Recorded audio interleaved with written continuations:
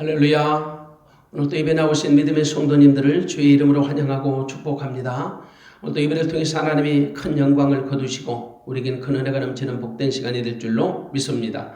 오늘 읽었던 본문 말씀 누가복음 5장 1절에서 11절 그 말씀 가지고 저는 빈배에 찾아오신 예수님이라는 말씀으로 증거하겠습니다. 예수님이 이 땅에 오신 것은 낮고 천한 곳에 오셨다는 사실은 누구나 다 아는 사실이지요. 병들고 가난하고 지치고 상한 영혼 구원하러 오신 분이십니다. 다시 말해서 우리 인생의 풍성한 배에 찾아오신 분이 아니고 우리 인생의 그 빈 배에 찾아오시는 분이라는 뜻이에요. 아마도 대부분 사람들이 주님을 영접한 시점이 잘나가고 형통할 때보다는 외롭고 쓸쓸할 때, 영혼이 낙심되고 절망할 때, 상처받고 곤고할 때, 병들어 신음할 때, 지치고 상해 있을 때 주님을 영접하는 일이 훨씬 더 많을 겁니다. 당시 예수님은 게네사렛 호숫가에서 무리들에게 말씀을 강론하고 계셨습니다. 그리고 그 호숫가에는 아마 많은 배들이 있었을 겁니다. 그런데 유난히 주님은 그 두 배에 당신의 시선을 집중하고 계십니다. 하나는 시몬의 배입니다. 또 하나는 세베대의 아들 야고보와 요한의 배입니다. 그곳에서 주님은 베드로와 요한과 야고보를 제자로 부르시죠. 그리고 그들에게 더 이상 갈릴리 바다에서 물고기 잡는 어부가 되지 말고 사람을 낳는 어부가 되라고 말씀하여 주십니다. 사실 그들은 밤새도록 고기를 잡았습니다. 그런데 얻은 것은 하나도 없었습니다. 그들은 아마도 지칠 대로 지쳤고 마음은 곤고하고 피곤했을 겁니다. 우리가 알다시피 이 게네사렛 호수는 우리에게 갈릴리 바다로 더 친숙하게 알려진 곳입니다. 같은 바다이지요. 구약에서는 긴네렛 호수 혹은 신약에서는 디베랴 호수라고도 불리어지는 이름입니다. 기록에 보니 남북 길이가 한 20km 되고요. 동서의 폭이 약 12km 정도 되는 바다라기보다는 호수입니다. 그곳에 상당한 어족들이 풍성하게 살고 있었기 때문에 고기를 잡아 생계를 이어가는 어부들이 많이 있었답니다. 그리고 그곳에 수많은 배들이 있었지만은 주님은 한 배에 주님의 시선을 집중하고 계십니다. 바로 시몬 베드로의 배였습니다. 주님은 그 배에 오르셨습니다. 시몬은 밤이 맞도록 고기를 잡았지만 얻은 소득은 없었습니다. 그는 아마도 피곤한 몸을 이끌고 그물을 씻고 있었던 거지요. 아마도 먼동이 트기 전에 빨리 정리하고 집에 가서 푹 쉬고 싶은 마음이었을 겁니다. 오늘 얻은 것이 없지만 내일은 다시 고기를 잡을 수 있다는 희망을 가지고 그물을 정리하고 착잡한 마음으로 지금 일하고 있었을 겁니다. 그의 몸은 천근만근이었고 그의 마음은 착잡했을 겁니다. 인생이 다 그런 것 같아요. 아무리 고생이 되어도 소득이나 성과가 있으면 피곤함이 없는데 소득이나 성과가 없으면 피곤함이 아주 절대적입니다. 장사하시는 분들 얘기 들어보면 그날 하루 장사했을 때 소득이 있으면 피곤함이 없답니다. 재미있답니다. 그런데 소득이 없으면 너무너무 힘들고 고통스럽다는 거죠. 운동선수 예를 들어보면 좀 이해하기 쉬울까요? 축구선수가 헛발질하면 진이 빠진답니다. 그런데 골이 들어가면 천하 얻은 것 같은 기쁨으로 충만해진답니다. 야구선수도 마찬가지예요. 힘을 다해서 홈런을 치면 즐겁고 행복한데 똑같은 힘을 써도 헛스윙을 하면 그 에너지가 훨씬 더 힘들답니다. 또한 권투선수 보세요. 주먹을 날려도 잘 맞으면요 힘들질 않아요. 그런데 헛방을 때리면 그 피곤함은 말로 상상이 안 된답니다. 그런 차원으로 볼 때 이 밤새도록 고기를 잡지 못한 어부들 정말 힘들고 피곤했을 겁니다. 아마도 어서 집에 들어가서 쉬고 싶을 그 마음뿐이었을 겁니다. 근데 그 배에 예수님이 찾아오십니다. 피곤하고 곤고한 빈배에 말입니다. 밤이 맞도록 수고한 베드로의 빈배에 예수님이 몸을 실으셨습니다. 그리고 육지에서 조금 뛰기를 청하시고 무리들을 가르치십니다. 3절을 보겠습니다. 예수께서 한 배에 오르시니 그 배는 시몬의 배라. 육지에서 조금 뛰기를 청하시고 앉으사 배에서 무리를 가르치시더니 그랬습니다. 우리는 예수님이 그 배에서 무리를 가르치셨다는 말씀으로 볼 때 과연 그 배에 몇 사람이 있었는지 모릅니다. 혹은 배 주변에 있는 무리들을 대상으로 말하는지 분명히는 모릅니다. 왜냐하면 다만 게네사렛 호숫가에 무리들이 예수님을 옹이하고 있었다는 1절의 말씀을 볼 때 주변에 상당수의 무리들이 있었던 것은 사실입니다. 1절을 보겠습니다.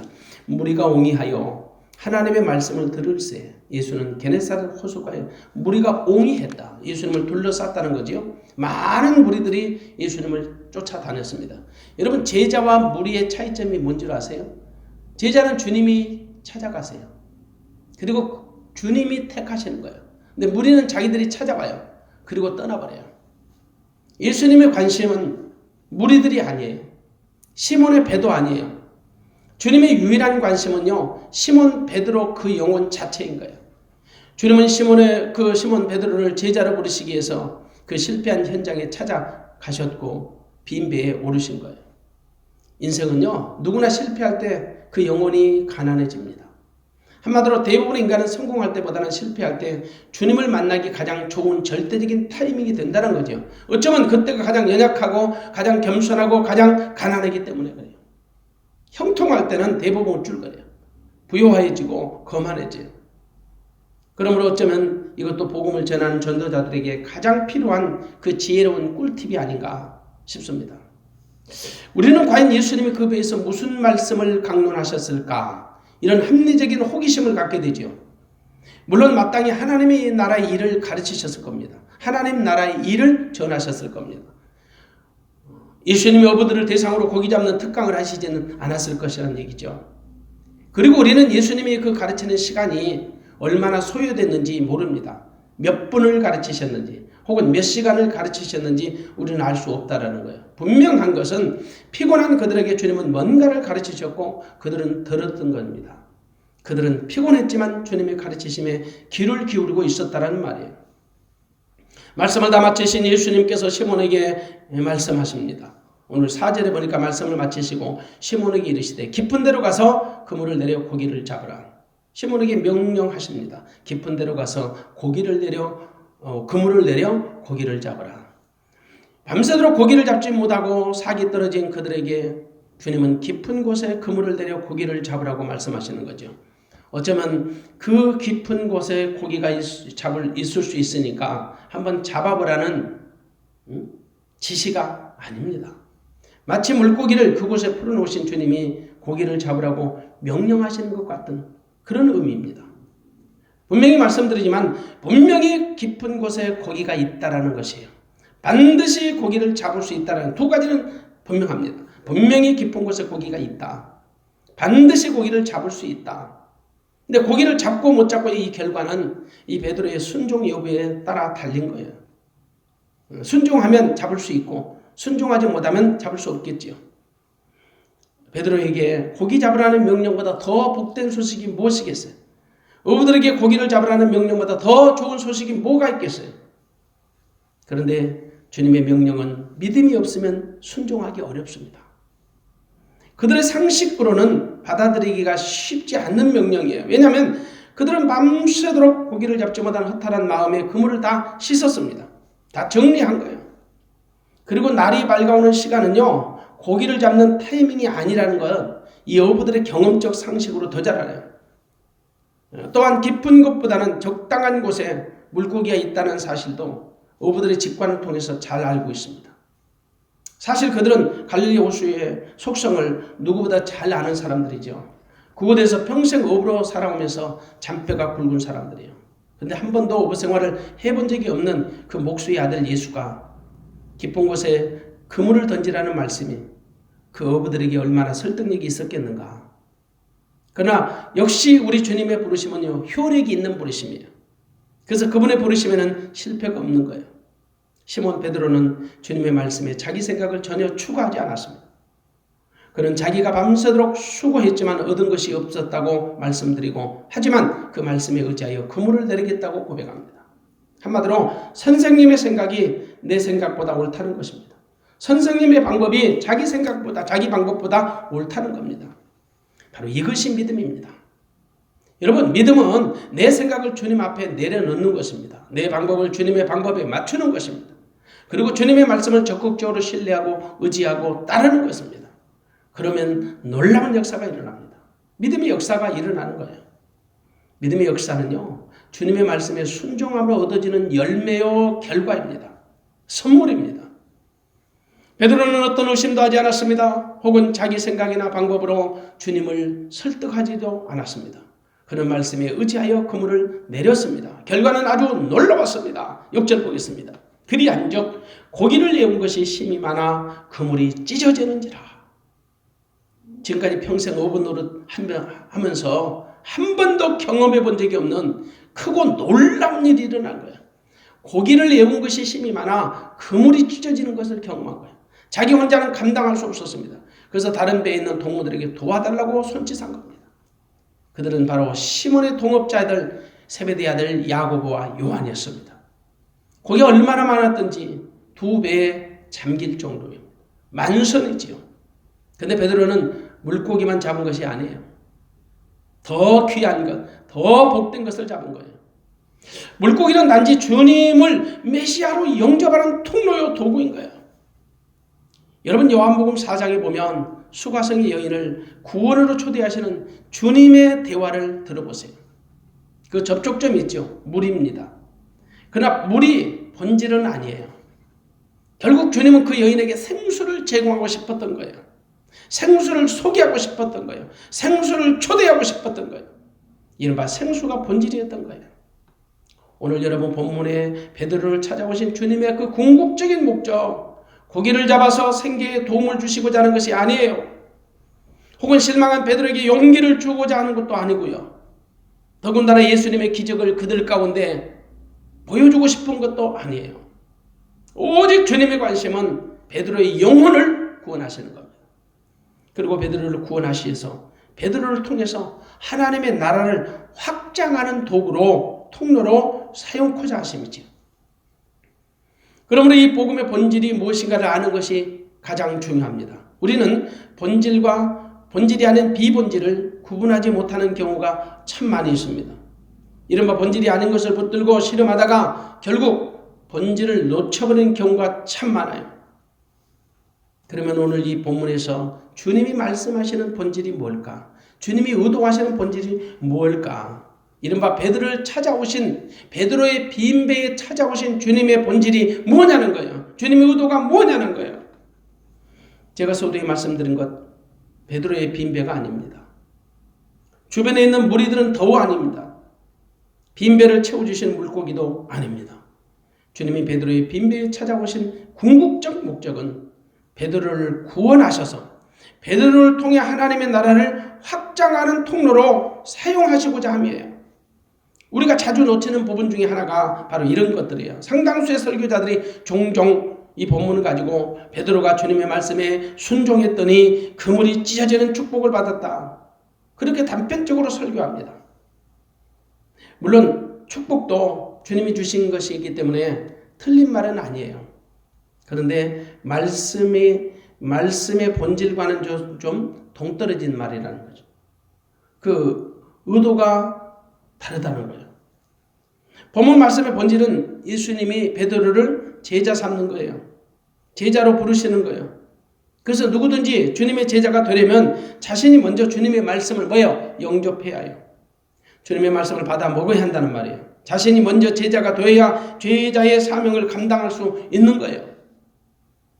그러므로 주님이 베드로의 배에 찾아오신 이 궁극적인 목적은 베드로의 영혼을 먼저 구원함이라고 볼 수 있습니다. 그런 후에 베드로에게 제자의 길을 걷게 하시는 거예요. 이른바 제자의 미션을 감당케 하시는 거예요. 이것이 순서예요. 때문에 베드로가 고기를 많이 잡는 것이 중요한 것이 아닙니다. 베드로가 주님을 인격적으로 만났다는 것이 더 중요한 거예요. 베드로가 주님을 만나는 것이 본질이에요. 여러분, 무슨 말이든지 무슨 일이든지 본질을 떠나는 것은 헛것입니다. 본문 6절에 그물이 찢어질 정도로 많은 고기를 잡았다. 본문 7절에 2배의 채움에 잠기게 됐다는 말. 장차 베드로를 통해서, 제자들을 통해서 믿는 자의 수가 이와 같이 절대적으로 많아질 것을 예언적으로 보여주시는 예수님의 비전이에요. 장차 믿는 자의 수가 허다한 무리로, 셀 수 없는 무리로 이제 많아질 것을 상징적으로 보여주는 예수님의 비전. 어쩌면 이 본문에 나오는 2배도 유대인과 비유대인을 상징하는 언어적인 표현이 아닐는지 몰라요. 너무 우리가 비약적이라고 얘기할 수도 있지만은 사실 성경은 상징적인 언어가 많이 구사되어 있거든요. 그래서 우리는 충분히 은혜로운 상상을 할 수 있어요. 이 2배가 하나는 유대인의 배, 하나는 비유대인의 배. 그래서 온 세상을 향한 배라고 우리가 이 상징적으로 우리가 생각하는데 충분히 의미를 부여할 수 있다는 거예요. 아무튼 베드로는 엄청난 물고기를 잡음으로 인해서 그분이 일반적인 랍비 수준의 선생님이 아니라 분명히 주님이시라는 확신을 갖게 된 거예요. 그래서 보면 8절을 보십시오. 8절 시몬 베드로가 이를 보고 예수의 무릎 아래 엎드려 가로되 주여 나를 떠나소서 나는 죄인이로소이다 하니 시몬 베드로가 이를 보고 엄청난 물고기가 잡혀지게 되는 것을 보고 그 현상을 보고 눈앞에 펼쳐진 광경을 보고 예수의 무릎 아래 엎드려 가로되 주여 나를 떠나소서 나는 죄인이로소이다 고백한 거예요. 이를 보고라는 표현을 볼 때 분명히 베드로는 예수님의 놀라운 기적, 예수님의 놀라운 능력을 맛본 후에 예수님을 주님으로 영접했다라는 거예요. 우리 가끔씩 믿음에 대해서 얘기할 때 보지 않고 믿는 자가 복되다. 요한복음 20장 29절을 자주 인용합니다. 보지 않고 믿는 자가 복되다. 맞습니다. 보고 믿는 것보다는 보지 않고 믿는 자가 훨씬 더 귀한 믿음이죠. 훨씬 더 고상한 믿음이에요. 반대할 사람 없어요. 그런데 대부분의 사람들이 어떤 식으로든지 보고 믿는 경우가 일반적입니다. 그것이 결코 나쁜 것은 아니에요. 사람의 성향에 따라 믿음이 역사하는 그 방식이 다르거든요. 아무튼 베드로가 주님을 영접하는 계기는 실패한 배에 들어오신 주님이 그 어부의 상식을 초월한 초자연적인 방법으로 물고기를 많이 잡게 하신 것이 베드로의 마음의 문을 여는 결정적 계기가 되었다는 거예요. 인간은 누구나 이런 한계점이 다 있어요.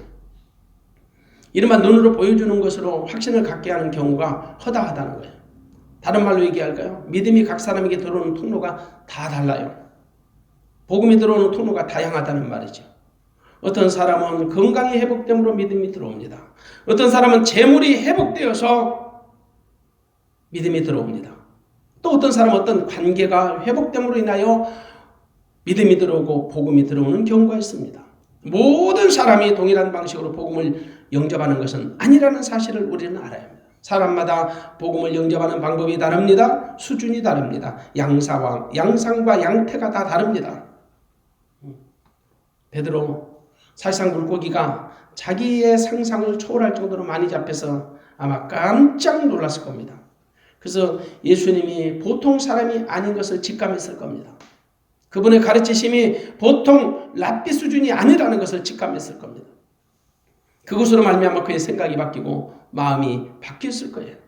고정관념이 바뀌었을 겁니다. 믿음의 대상이 바뀌었을 겁니다.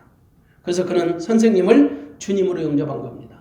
그를 5절에 보니까 시몬이 대답하여 가로되 선생이요 선생이라고 했는데 오늘 8절에 보니까 시몬 베드로가 이를 보고 예수의 무릎 아래 엎드려 가로되 주여 나를 떠났어.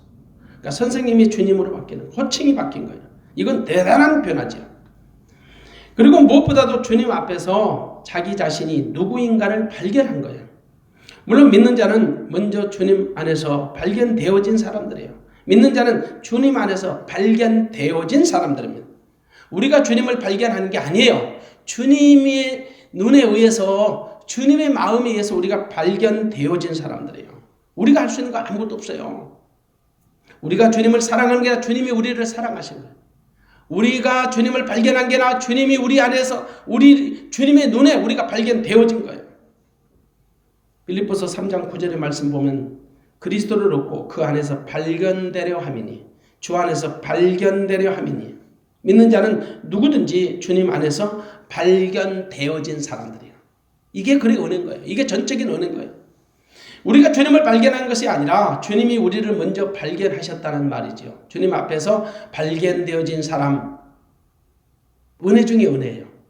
어쩌면 이것은 기독교의 성격을 대변해주는 말씀이죠. 그래서 기독교는 자력 종교가 아니에요. 타력 종교예요. 내가 스스로 그 절대자 앞에 찾아가는 종교가 아니에요. 전능자가 신이 우리를 찾아오신 종교예요. 세상의 모든 종교는 다 자력 종교예요. 자기 스스로 어떤 노력과 공력을 쌓아서 자기들이 원하는 절대자 앞에 나가는 거예요. 근데 타력 종교는 아니, 절대자가 우리 가운데 오신 거예요. 하나님이 아들 예수 그리스도 그 이름으로 우리 가운데 오신 분이세요. 하나님이 아들을 보내셔서 아들이 우리 가운데 하나님의 메시지를 가지고 오신 거예요. 하나님의 사랑을 가지고 오신 거예요. 그러니까 우리는 주님 안에서 발견되어진 거예요. 수많은 인류가 지금도 현존하는 75억의 인류가 지구촌에 살고 있지만 그 가운데 여러분 우리가 주님의 자녀로 하나님의 자녀로 발견되어진 것이다. 얼마나 기쁘고 얼마나 복된 소식이야. 내가 발견한 여러분 내가 주님의 눈에 의해서 발견되어져서 우리가 하나님의 자녀가 된 거죠.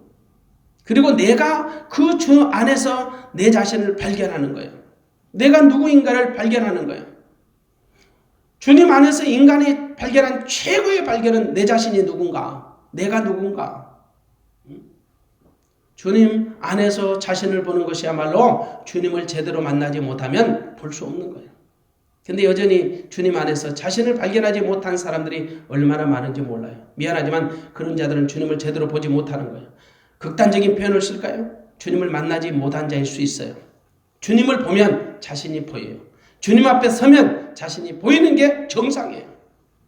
주님으로부터 발견되어진 베드로는 주님 안에서 자기 자신을 본 거예요.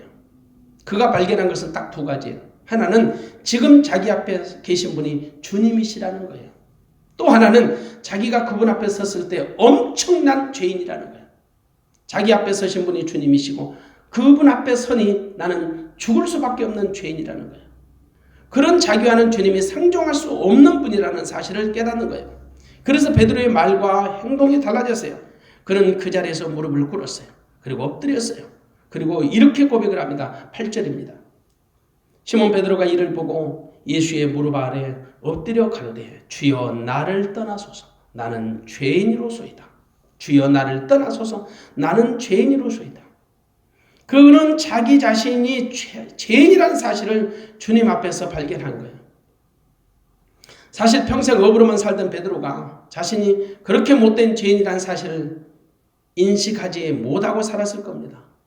어쩌면 마치 가난을 업보로 여기고 하루하루 갈릴리 호수에서 고기만 잡고 살아가던 베드로가 죄인이라는 상상은 본인 스스로도 하지 못했을 거고 어떤 사람도 베드로를 향하여 죄인이라고 부르지를 못했을 겁니다. 솔직히 어부라는 직업이 남에게 죄인이라는 인식을 심어줄 정도로 나쁜 직업은 아니잖아요. 정직하거든요. 남을 속이는 직업은 아니거든요. 그 어부라는 직업은 하루하루 바다가 내어주는 양만큼의 고기를 잡아먹고 살아가는 어쩌면 정직한 직업이에요. 어쩌면 베드로도 그런 생각으로 평생을 살아왔을 거예요. 갈릴리 호수가 내어주는 양만큼의 고기만 잡아먹고 사는 착한 어부. 갈릴리 호수가 내어주지 아니하면 고기를 잡을 수 없고 내어주는 것만큼만 잡고 사는 착한 어부. 그런 베드로가 자기 자신을 발견한 거예요. 자기 앞에 서신 주님을 더 이상 쳐다볼 수가 없었어요. 그분과 함께 할 수도 없는 죄인인 것을 발견한 거예요. 이것이 주님의 절대적 은혜입니다. 은혜는 여러분 내가 주님께 발견되어지는 것이요. 또한 주님 앞에서 내 자신을 발견하는 거예요. 내가 주님께 발견되어지고 그 주님 앞에서 내 자신을 내가 발견하는 거 이게 은혜입니다. 첫 번째 은혜 주님께로부터 발견되어진 은혜 거저 주시는 주님의 은혜예요. 두 번째 은혜 주님 앞에서 내 자신을 발견하는 거 주님이 주시는 은혜에 대한 내 자신의 반응이에요. 이것도 은혜입니다. 우리는 주님으로부터 먼저 은혜를 받은 사람이에요. 은혜 받은 사람은요 반드시 그 은혜에 대한 반응이 있어야 합니다. 이른바 은혜에 대한 피드백이 있어야 하는 거예요. 베드로는 주님으로부터 발견되어졌어요. 그리고 주님 앞에서 보니까 자기 자신이 어마무시한 죄인이라는 사실을 발견한 거예요. 둘 다 은혜예요. 하나님의 은혜 없으면 안 돼요. 오늘 여러분 은혜 받았다고 말하면서도 눈만 껌벅거리고 아무런 고백도 없고 감사도 없고 거기에 대한 어떤 반응이 없어요. 바른 은혜 아니에요. 은혜는 반드시 반응이 필요해요. 주님의 은혜를 발견한 베드로는 주님 앞에서 자신이 죄인이라는 사실을 발견한 거예요. 이보다 더 귀한 발견이 어디 있어요? 한마디로 베드로는 두 가지를 동시에 다 받은 거예요. 주님으로부터 발견되어짐을 받았고 주 안에서 자기를 발견한 것이에요. 이게 하나님의 은혜예요. 그래서 베드로는 예수를 구주로 믿었습니다. 주님 앞에서 자신을 죄인이라고 고백한 겁니다. 사실 이 믿는 자는 이 두 가지 은혜가 동시에 일어나야 합니다. 주님을 보고 주님 앞에서 내 자신을 보는 거예요. 이게 정상적인 은혜예요. 다만 여러분 오늘 본문에 베드로에게 아쉬운 점이 하나 보여요. 8절이에요. 주여 나를 떠나소서. 주여 나를 떠나소서. 이 고백이에요. 물론 죄인인 자신과 주님이 상종할 수 없다는 점을 고려할 때요. 겸손한 표현이지요. 아마 우리라도 그랬을 거예요. 그러나 신학적으로 볼 때는요, 결코 지지받기 어려운 고백이지요. 왜냐하면 초림하신 예수님이 이 땅에 오신 목적이 뭐예요? 죄인 구원하러 오셨어요.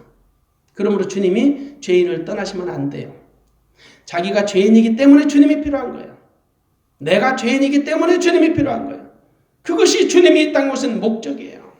주님이 이 땅에 오신 궁극적인 목적은 죄인을 불러서 의롭게 하신 후에 자기와 함께 살려는 거예요.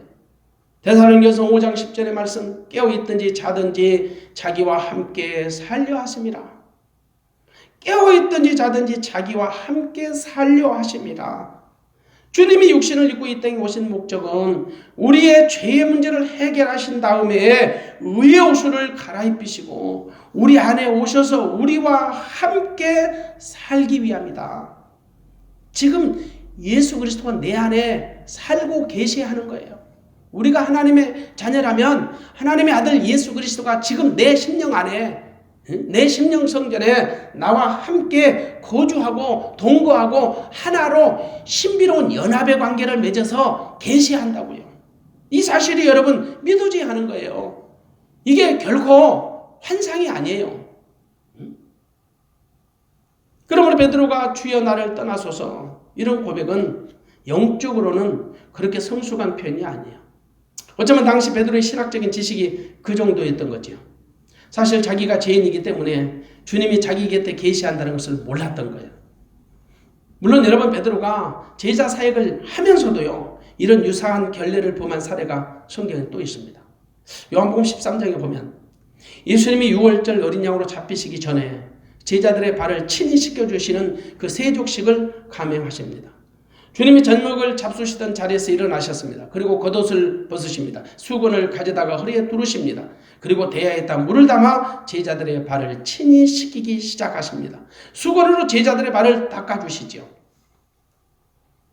순서에 따라서 베드로의 차례가 되었습니다. 베드로는 주님께 자기 발도 씻겨줄 것이냐고 물어봅니다. 주님이 말씀하십니다. 나의 하는 것을 내가 이제는 알지 못하나 이후에는 알리라. 요한복음 13장 7절에 나의 하는 것을 네가 이제는 알지 못하지만 이후에는 알게 되리라. 그래도 베드로는 그 말씀을 이해하지 못한 거예요. 그래서 베드로는 절대 자기 발을 씻기지 못하신다고 적극적으로 만류합니다. 왜냐하면 사회 통념상 스승이 제자들의 발을 씻겨주는 장면을 한 번도 경험해 본 적이 없거든요. 베드로로서는 충분히 할 수 있는 말이에요. 어쩌면 아마 우리도 그랬을 거예요. 인간적으로는 칭찬받을 수 있는 그 겸양한 표현이죠. 겸손한 고백이지요. 하지만 우리가 주님의 그 말씀하신 의도를 알았다면 기꺼이 그의 발을 내밀어 주었을 겁니다. 주님이 다시 말씀하십니다. 내가 너를 씻기지 아니하면 네가 나와 상관이 없느니라. 내가 너를 씻기지 아니하면 너는 나와 상관이 없어. 그러자 베드로가 주님, 내 발뿐이 아니라 손과 머리도 씻겨주세요. 손과 머리도 씻겨주세요. 한마디로 목욕 제기해달라는 거예요. 목욕을 시켜달라는 거예요. 목욕을 해달라는 거예요. 그러자 주님이 다시 말씀하십니다. 이미 목욕한 자는 발밖에 씻을 필요가 없어. 이미 목욕한 사람은 발밖에는 씻을 필요가 없어. 그렇게 말씀하셔요. 믿음은 주님의 의도를 알아차리는 거예요. 주님의 의도를 알아야 그 말씀에 순종할 수 있는 거예요. 순종해야 주님의 역사가 일어나는 거예요. 주님의 역사가 나타나는 거예요. 주님의 의도를 알아보고 그리고 그 의도에 따라서 순종하고 순종함으로 말미암아 역사가 나타나는 거예요. 그런데 현대인들은 너무 영리해요. 그 주님의 생각보다 자기 생각이 앞섭니다. 주님의 방법보다 자기 방법이 옳다고 합니다. 심지어 어떤 사람은요, 주님을 가르쳐요. 마치 주님을 책망하듯이 따지는 사람도 있어요. 어떻게 주님 그럴 수 있느냐? 나에게 주님이 어떻게 그럴 수 없느냐? 물론 여러분, 당시 초년생 제자로 부르심을 받는 이 베드로로서는 충분히 주님께 자기를 떠나달라고 요청할 수 있지요. 왜? 거룩하신 주님과 죄인인 자기가 상종할 수 없다는 사실을 알았기 때문에요. 우리도 그랬을 거예요. 근데 엄밀하게 말하면 절대 주님이 우리를 떠나시면 안 돼요. 우리는 죄인이기 때문에 주님이 필요해요. 주님이 결코 내 곁을 떠나시면 안 되는 거예요. 큰일 나는 거예요. 주님은 죄인을 찾아오셨어요. 그렇기 때문에 우리가 죄인임을 아는 순간 우리에게 주님이 절대적으로 필요하다는 사실을 놓치시면 안 돼요. 알아야 합니다. 미안하지만 주님 내 곁을 떠나시면 안 됩니다. 죄송하지만 주님 내 곁을 떠나달라고 요청하면 안 됩니다. 정말 영적으로는 말이 안 되는 말이에요. 내가 죄인임을 알기 때문에 주님이 필요한 거예요. 반드시 주님이 나와 함께 계셔야 합니다. 주님이 내 안에 들어오셔서 나를 성전 삼고 나와 하나가 되어서 사셔야 합니다. 지금 그래야 합니다. 그것이 주님이 이 땅에 오신 궁극적인 목적입니다. 최종적 목적입니다. 여러분, 아무리 사람의 의도가 좋더라도 주님의 의도를 모르면 안 됩니다. 아무리 우리의 의도가 좋아 보일지라도 주님의 의도에서 빗나가면, 어긋나면 믿음이 아닙니다. 우리는 우리의 믿음으로 사는 사람이 아니에요. 주님이 믿어주시는 믿음으로 사는 사람이에요. 그래서 우리가 잘 아는 갈라디아서 2장 20절에 그 고백을 우리가 다시 한번 하게 됩니다. 내가 그리스도와 함께 십자가에 못 박혔나니 그런즉 이제는 내가 산 것이 아니요 오직 내 안에 그리스도께서 사신 것이라. 이제 내가 육체 가운데 사는 것은 나를 사랑하사 나를 위하여 자기 몸을 버리신 하나님의 아들을 믿는 믿음 안에서 사는 것이라. 하나님의 아들을 믿는 믿음 안에서 사는 것이라. 여러분, 사실 내가 사는 것, 내 안에서 나를 믿어주시는 하나님의 아들을 믿음으로 사는 거예요. 제가 간간히 말씀드리는 말이 있죠. 믿음은 우리가 믿는 믿음이 있고 주님이 내 안에서 나를 믿어주시는 믿음이 있어요. 우리가 믿는 믿음은 율법적 믿음이에요. 내 안에 오신 주님이 나로 하여금 믿어지게 하시는 것은 복음적 믿음이에요. 우리는 율법적 믿음으로 살면 실패해요. 복음적 믿음으로 살아요. 절대 율법으로는, 행함을 가지고는, 내 의지나 공력이나 열심과 수고를 가지고는 하나님이 원하시는 의에 도달할 수 없는 거예요. 비록 그리 아니하실지라도, 나는 율법적으로 그렇게 완성되지 못하고 그렇게 잘난 것이 없을지라도, 그런 나를 여전히 사랑하시는 주 예수 그리스도, 내 안에서 나를 통하여 나로 하여금 믿음을 주시는 그분의 은혜로 말미암아 우리가 하나님의 백성이 되고 하나님의 자녀가 된 거예요. 그렇기 때문에 믿음도 우리가 주님을 믿는 믿음보다 우리를 믿어주시는 주님의 믿음이 훨씬 더 고상하고 강하고 좋습니다. 우리가 주님을 믿는 것, 변덕이 심해요. 감정의 변화가 심해요. 근데 주님이 내 안에서 나를 믿어주시는 믿음은 변덕이 없어요. 감정도 없어요. 감정의 기복이 없어요. 주님이 믿어주시는 믿음은 온전해요. 그리고 인내로 끝까지 참고 계세요. 변함이 없어요. 변동이 없어요. 진동치 않아요. 그리스도인은요, 주님이 나를 믿어주시는 믿음으로 사는 사람이에요. 우리의 그 한량한 믿음으로 사는 것이 아니라 여전히 나를 사랑하시고 믿어주시는 주님의 믿음으로 내가 사는 거예요. 다시 말씀드립니다. 오늘 본문에서 주님의 관심은 베드로의 빈 배가 아닙니다. 물고기가 아닙니다. 주변에 있는 무리들도 아닙니다. 오늘 절대적으로 주님과 베드로가 1대1로 대화하시는 것을 보게 됩니다. 주님의 관심은 베드로의 영혼입니다. 그래서 주님은 나를 떠나소서라고 그 고백했던 이 베드로의 잘못된 고백을요, 수정하지 않았어요. 나를 떠나소서라는 어찌 보면 겸손하지만 신학적으로는 있을 수 없는 그런 고백을요, 예수님이 수정하지 않으셨습니다. 어쩌면 주님은 베드로의 고백을 기뻐하셨을 겁니다.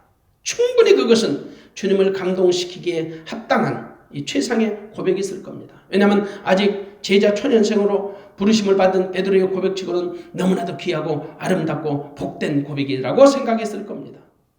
어린아이가 어린아이 수준에 맞는 언어, 그런 단어를 구사해야 귀엽고 사랑스러워요. 어린아이가 여러분 그 어른의 용어를 쓴다. 어른들이 하는 문장을 쓰면요, 어찌 보면 앙증맞기도 하지만 징그러워. 그런 차원으로 이해하셔도 돼요. 주님과 이 베드로의 만남, 주님의 소원대로 이루어진 겁니다. 주님의 작정대로 이루어진 겁니다. 한마디로 제자 훈련의 첫 번째 단추가 성공한 셈입니다. 주님은 베드로를 향해서 제자로서 첫 번째 미션을 제공하십니다. 이제 후로는 내가 사람을 취하리라. 10절에 보니까 무서워 말라. 이제 후로는 내가 사람을 취하리라. 그는 주님 앞에서 자기의 몰골을 보고 자기의 자화상을 보고 주님 나를 떠나세요. 나는 죄인이에요. 얼마나 무섭고 두려운 마음이었는지 모르겠지요. 그런데 이제는 무서워 말라는 겁니다. 이제 후로는 네가 사람을 취하리라. 사람 낚는 어부가 되리라. 그렇게 말씀하시는, 이보다 더 복된 말씀이 어디 있겠습니까? 평생 물고기로 여러분 고기 잡고 살아가는 자가 아니라 영혼을 구원하는 정말 그리스도의 메신저로 살아갈 수 있다. 주님은 베드로를 발견하신 목적이 바로 이것이었습니다. 제자로 부르시는 것이 목적입니다. 베드로는 즉각 반응했습니다. 그는 그물을 버려두고 예수님을 쫓아갔습니다. 제자가 된 거지요. 그는 그물을 버려두고, 그물은 뭐예요? 생계수단이에요. 그 삶이 그 재산 목록 1호예요. 그물을 버려두고 예수를 쫓아 자기 모든 가진 소유, 자기 가진 모든 것을 다 내려놓고 포기하고 예수님을 쫓아가는 거예요. 자기를 부인하고 자기 십자가를 지고 예수님을 쫓아가는 이 제자도에 충실했던 사람이 바로 베드로였습니다. 근데 여러분 놀랍게도 그 주변에서 이 광경을 지켜보고 있던 사람, 다른 배에 있던 세베대 아들 야고보와 요한도 그 광경을 지켜보면서 변화가 되어버려요. 이들도 역시 주님의 말씀에 큰 감동을 받았죠. 그들도 지체하지 않고 자기들의 배를 육지에 대고 모든 것을 버려둔 후에 예수를 쫓아갔다라고 기록하고 있습니다. 11절 보겠습니다. 저희가 배들을 육지에 대고 모든 것을 버려두고 예수를 쫓으니라. 할렐루야. 그들은 지체 없이 자기들의 배를 육지에 댄 후에 모든 것을 다 버려두고 예수를 쫓아갔습니다. 마태복음 기자는 그 부분에 대해서 그들의 배와 부친을 버려두고 예수를 쫓았다라고 증언합니다. 그들의 자기 배와 부친을 버려두고 예수를 쫓아갔다. 자기 삶을 완전히 턴한 거죠. 완전히 변화된 거죠. 오직 주를 위해서 주님의 부르심에 합당한 자로 세움받기 위해서 자기들의 가진 모든 것, 자기들의 모든 환경, 자기들의 모든 소유 다 내려놓고 주님이 자기들에게 맡겨주신 믿음의 십자가를 향하여 걸어갈 수 있다는 것, 이것이 참된 제자도입니다. 이 일을 위해서 우리가 부르심을 받은 거예요. 그래서 예수님의 부르심은 효력이 있는 부르심, 그분의 부르심은 후회가 없는 부르심.